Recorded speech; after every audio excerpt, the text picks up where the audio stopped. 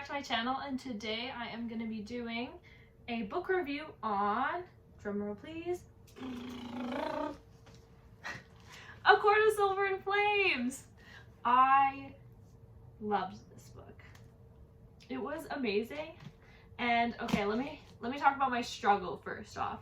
So I pre-ordered this book.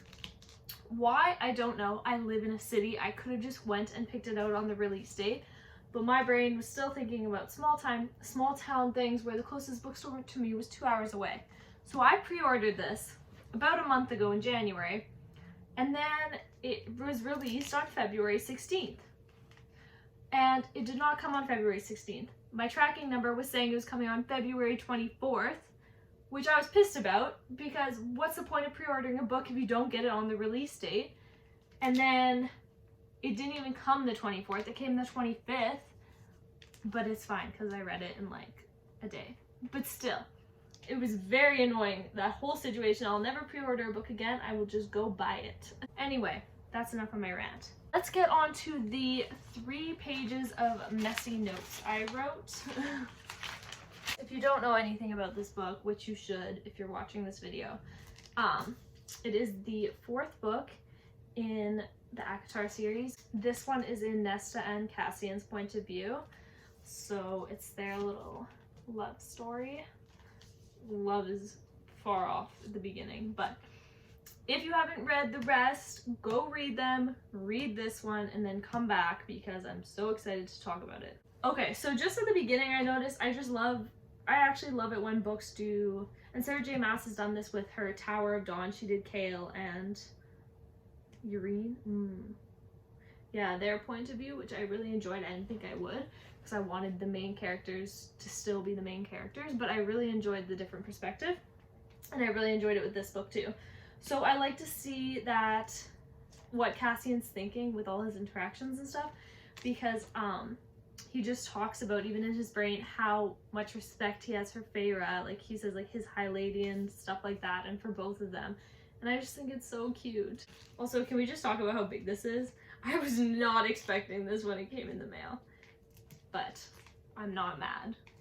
Oh, so page 68, I just started off with like Nesta freaking being annoying, because she's basically just like ignoring the fact that she was like, did everything to save him, and then they shared that kiss on the battlefield, and she was just like going back to hating him for some reason, and it's very annoying. She's being very stubborn for absolutely no reason. Oh, and then I wrote on my notes, does she not realize that everyone went through traumas from this war? Like, it's not just her.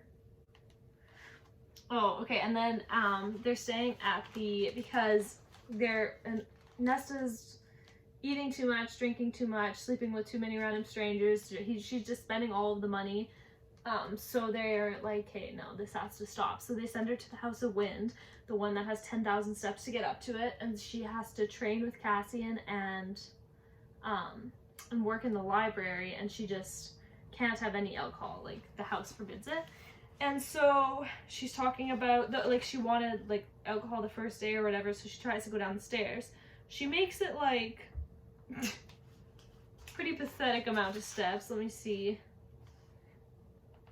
She made it like 100 steps out of 10,000. So she comes back up, she's like dying, she's so out of shape. And then Cassian's waiting there at the top, and he's like, he was telling her about this one time he had to do them.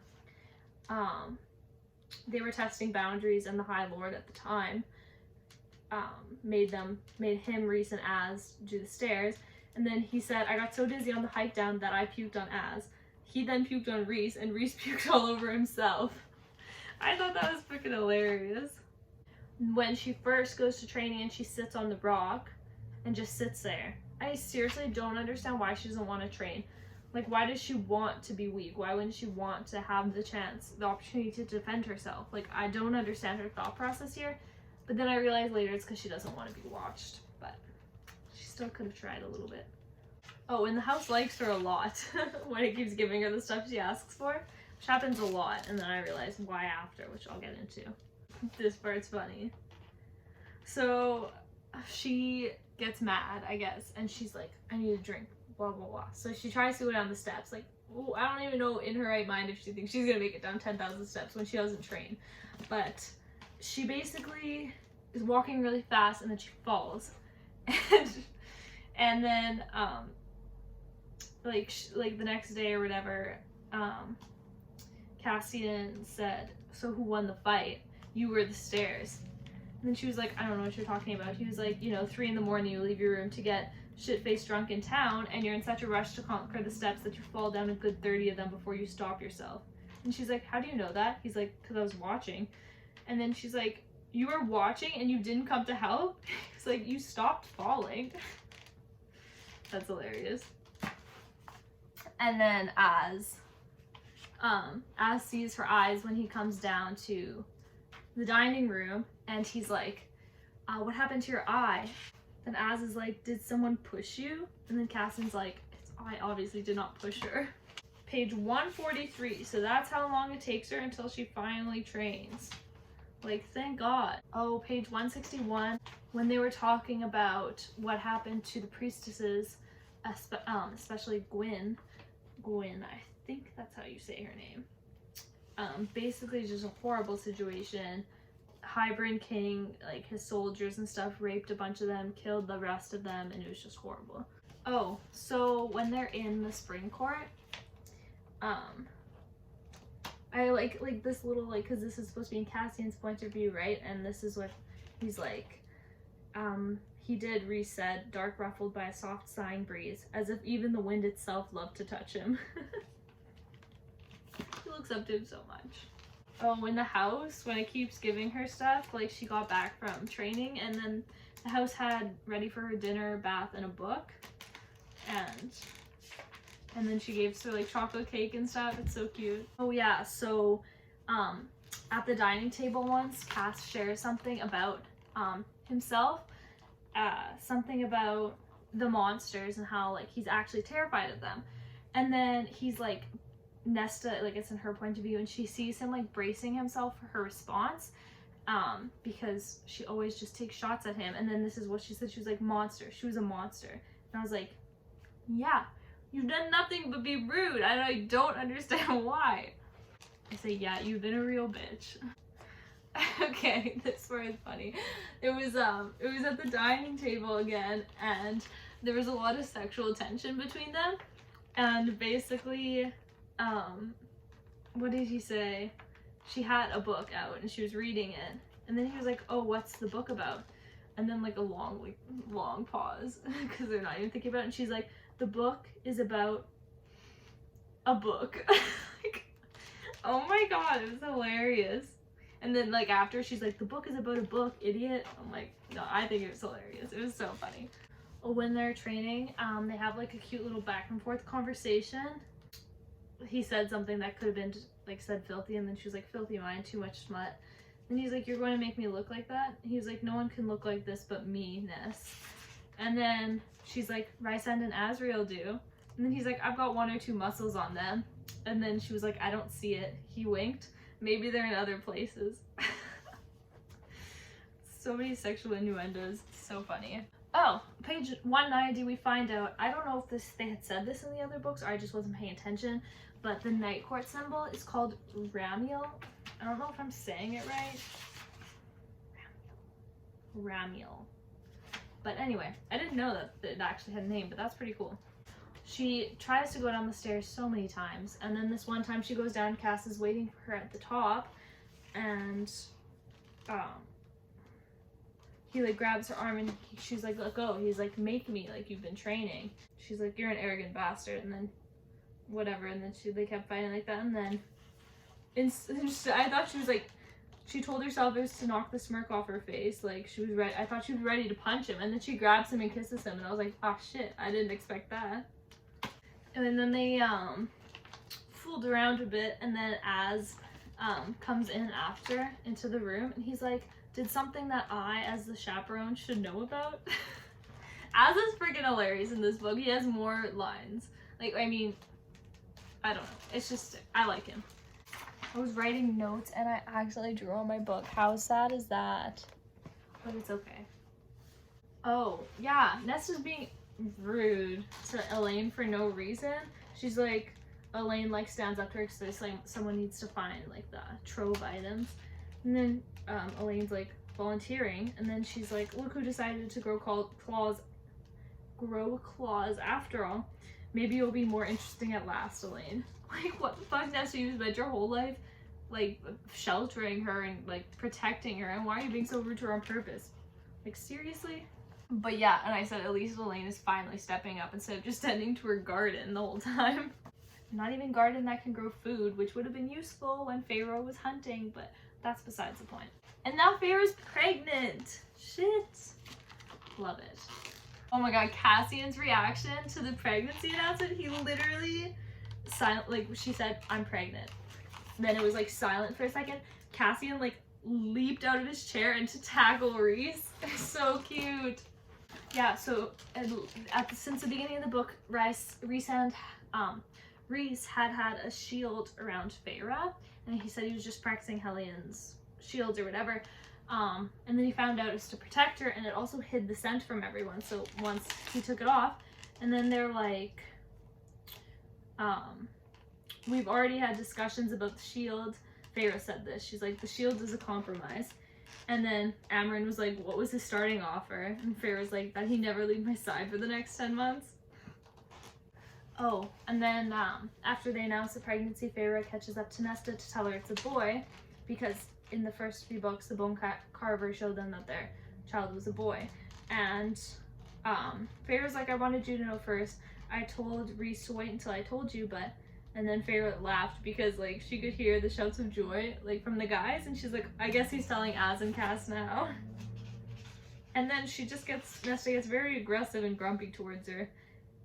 And, yeah, that's very unnecessary, but whatever, it's Nesta. This is funny. So, Cass and Az are fighting, I guess, to show Nesta the basics. And, basically, like, Az, like, at the end of the fight, because they're basically evenly matched, like, they know all each other's weaknesses and whatever. And so, at the end of the fight, like, Az looks, like, towards Nesta and, like, widens his eyes, like, something's wrong. And Cass, like, looks, and then, like, Az takes him down. I was like, is that easy? This was actually smart of Nesta. So on page 264, Clotho, like the main priestess, calls Cassian to the library to be like, talk to Nesta, because she's been practicing and it's like a little unnerving to all the other priestesses. Like, she's been punching air and stuff. And so he goes down there, and then as like he comes down, she's like punching, and she's punching wrong, like her elbow's dropped. And then he was like, fix your elbow, like lift it up. And then he like helped like instruct her, even though he knew he wasn't supposed to. And then they looked up after, and all the priestesses were watching. Priestesses, again, that's a hard word to say. Were watching, and then Cass realized after, he's like, oh, you haven't been getting the punches wrong in practice. What's changed now? And she was like, and then she like looks up, and he was like, he was like, that's actually smart. He said crafty Archerin. I don't actually know how to say their last name. Archerin. I don't know, but anyway. It was actually smart. So I'll give her that. And then like the next day, Gwen signed up. Yay! Oh, and then page 278, Nesta is talking about Thomas, that human she was gonna marry, but then she realized like he's human scum. And then she was talking about when he tried to force himself on her, and how she literally let him get close to her, pretend she was okay with it, and bit off his ear. That's disgusting, but I mean, I guess whatever works. Oh, and then Rhys said to Nesta, like, while they were training one day, he was like, treat Gwen with respect, because he knew of her past. And then Nesta's like, mind your own business, because like she's been nice to her. Like, Rhys doesn't actually know, because he hasn't been there. And then Cassian kind of just had it out with him. He was like, I could have done without you giving Nesta a warning. And then he's like, I'm pissed off that you can't seem to believe even one good thing about her, that you refuse to fucking believe one good thing about her. Was it necessary to bait her like that? And I was like, go Cass, stand up to him. Then a bunch more priestesses showed up, which was awesome. Having a little whole group going now. Oh, and then one night Nesta's having a dream, or nightmare, and she's literally bathed in silver fire. So Rhys comes trying to smother her and whatever, but it's crazy. Pretty cool. Sounds pretty cool. And then at the end of that, they were talking, and Rhys was saying that he was scared of Nesta. Like he actually was like shaking a little bit, like trembled a bit, and I was like, hey, shit, if Reese is scared of her. Oh, and then when she's scrying and she's like trapped there and she's gone like ice cold, and Cass brings her back by kissing her, and everybody's like, how did you do that? How'd you pull her out of that? Like her mind was blocked. I was like, they're mates, I know they are. They're basically, they're like going to get the mask from the bog called Urid, 2 O's at the beginning, I don't know how to say it. But she's like, what if the mask is in the water? And then Cass is like, then Az and I will draw straws like tough warriors we are, and the loser goes in. In the end, she goes in. So, oh, and then like they're sleeping together a lot at this point. And then they're training with all the other girls, and then they have these little back and forth conversations. It's very obvious sexual innuendos, and it's so good. But then when Nesta started using the sword, she had like a breakthrough. So that's great. Oh, and then Gwyn introduced the mind stilling, the mind training type thing that the Valkyrie used to do. And I thought that was pretty cool. And then when she's training and Lucien's there, and then she literally is punching the training block, and then it's like seared like with her fire, like it's fucking burnt. And then Cassian touches it and it like turns to ash.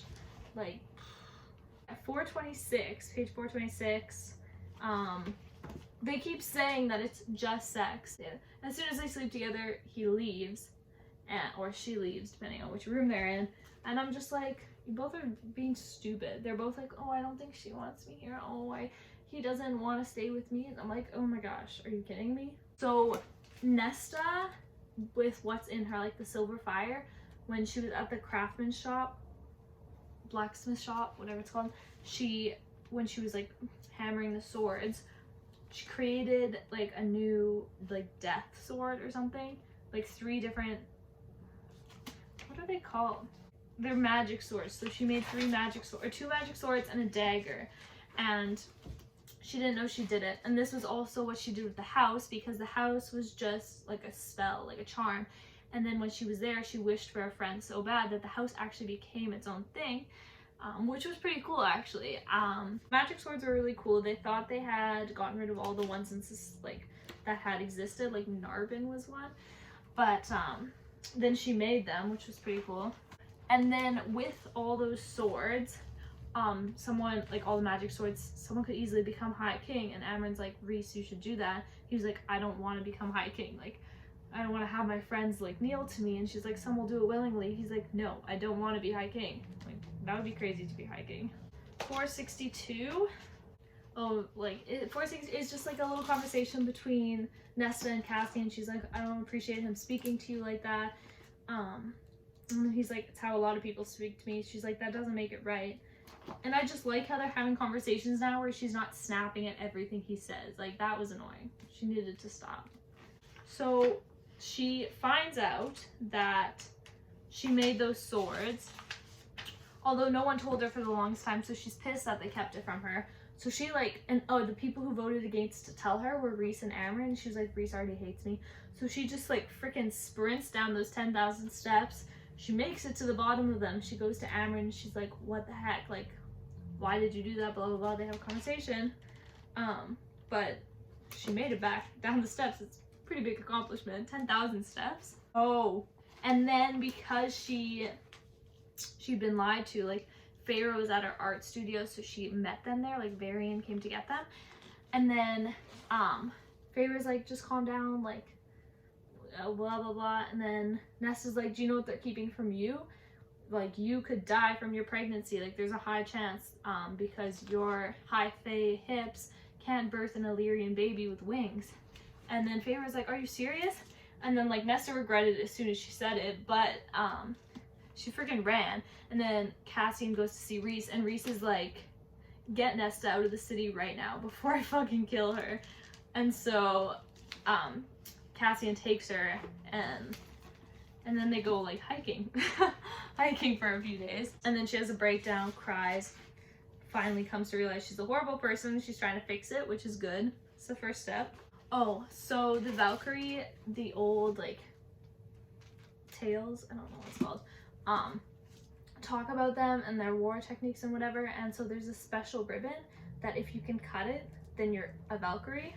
Like you have the skills or whatever to be a Valkyrie. And like the girls tried, the ribbon like bended under the pressure. And then Cassian went and just cut it in half. And he was like, at least I can cut the ribbon. So she did this, or I think she accidentally scried, and then she saw that there was the harp, one of the troves, inside the prison. So they go there, and then she gets like trapped in that little room where the harp is, and she's like, let me out. And then it was like, shall I open a door for you then? Release that witch is caught. And she was like, yes. And I was like, oh my god, that is so vague. She obviously means she's gonna open one of these prison doors and a horrible monster is gonna come out. But she also lets Nesta go, and then what's it called? Lanthi's cell is open. I think he was one of the original ones that Cass caught. Oh, and then the Lanthi's like talking to them before he kills them. And then he's like, and you fairies are all blind to your own selves. He's like, based upon scent alone, I would say that you two are. And then like Cass like cut him off by like lunging to start the fight. But I was like, he was for sure about to say mates. Oh, and then they were talking about how Nesta was really good at dancing, like Elaine had said. And so they want her to dance with Eris to make sure like he's on their side. And I think that idea is just ridiculous. But then the scene comes and she's actually really good at dancing. She basically makes him like want to marry her, like desire her so much.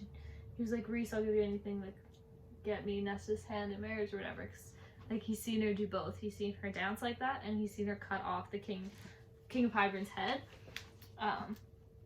Obviously that's not gonna happen, but then she goes back home for some nostalgic healing reason. Cass is like, let's go flying, and she's like, what about the humans? And then he's like, it'll add a little spice to their days. He's not wrong.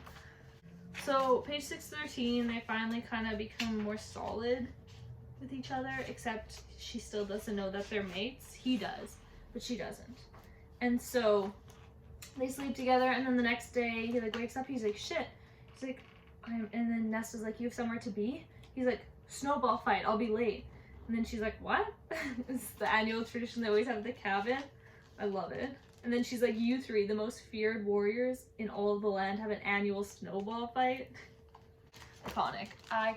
And then he like comes back and he avoids her for a few days because of the mating bond, but she doesn't know that.